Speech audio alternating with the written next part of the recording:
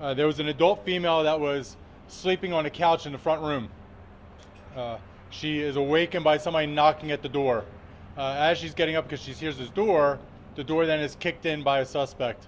The suspect walks in, he points the gun directly at her, then he keeps moving towards the bedroom. While he moves into the bedroom, he flips on the switch, he turns the light on. The victim was laying in bed with two young children. She's laying in bed with these young children. The light comes on.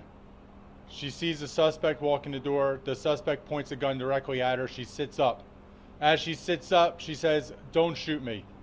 The suspect then fires one round at her. She falls off of the bed.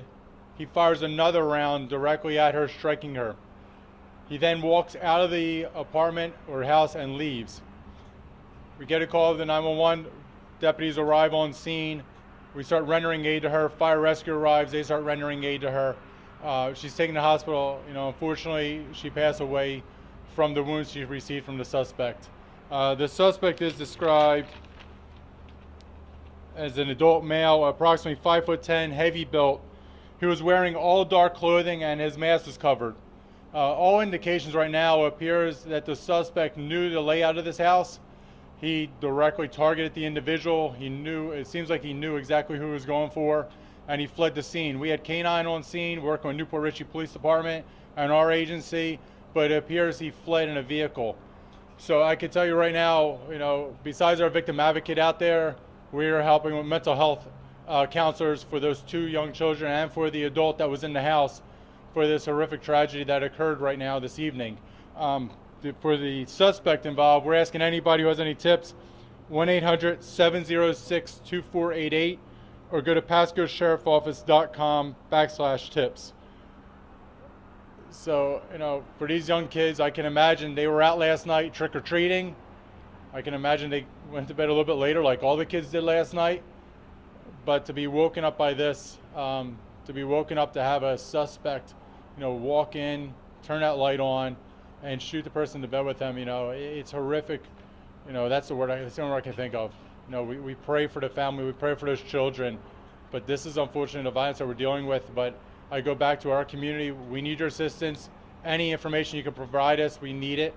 But for the public to know, it looks like the suspect knew exactly what he was doing, he knew exactly where he was going, I knew exactly who the targeted person was. So with that being said, is there anything I can answer this time or try to answer? Any indication what the relationship is between the victim and the suspect, and then what are the ages of the kids of the victim? Everybody involved in that incident is considered a victim. So as young ages, I can tell you they're under 12 years old. The two kids were under 12 years old. As to the relationship, apparently everybody can probably believe, think, well, was this domestic related? That's part of the investigation. I don't want to, basically say this is exactly what we believe it is, because we're still casting a wide net. We don't know who that suspect is, but we are questioning anybody who may have been in a relationship with her, anybody who had any ties to her, to try to narrow that down, or was it somebody that, was sent in there? So we're trying to figure out, but clearly this individual was targeted. There was an adult person that was in a couch, she was laying there. He pointed the gun at her. We believe once he recognized who that person was, that wasn't the intended person, he went directly to that bedroom looking for who he was looking for in the suspect. For the victim. Do you know if the suspect said anything during this entire incident? No, all we have is right now is that the victim, when she got out of bed, when the light came on, she sits up. As she's sitting up, she sees the suspect's pointing the gun at her. She says, "Don't shoot me." He then does shoot her. She falls to the ground. He fires another round, striking her, and then he leaves. There's no indication anybody has any information that he said anything when he went in there. And with him on the loose, is there a threat to, the general public? Are you concerned about that at all? We're always concerned that there's somebody out there, with a gun who killed somebody in our community. That's why we have all our detectives. The detectives are out there working. We have deputies out there on patrol. Everybody is out there doing everything we can. Right now it's a latent investigation where we're trying to get any information, any cameras, anything that, could give us any information, we're trying to reach that.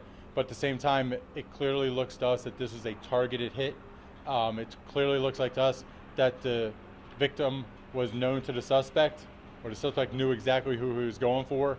So for no, it doesn't look like there's a random crime that occurred. It would look like it was a specific crime, and that's why you know, we want the information from the public. Any information you can provide us. If anybody has any cameras in the area, I know deputies have probably been knocking on your doors already, but if there's anybody has anything, if somebody's coming into a house right now, they're wearing dark clothing, they look suspicious, 5'10", heavy built, you know, please let us know, because maybe, you know, that person is the person that was involved in this, but we need any information we can to bring justice for this family. Any kind of description of the vehicle if they flooded? No, nothing at this time. And All right. the age of the woman who was killed, do you guys have an idea or a range? We're not releasing it at this time. No. Appreciate it. Thank you all very much.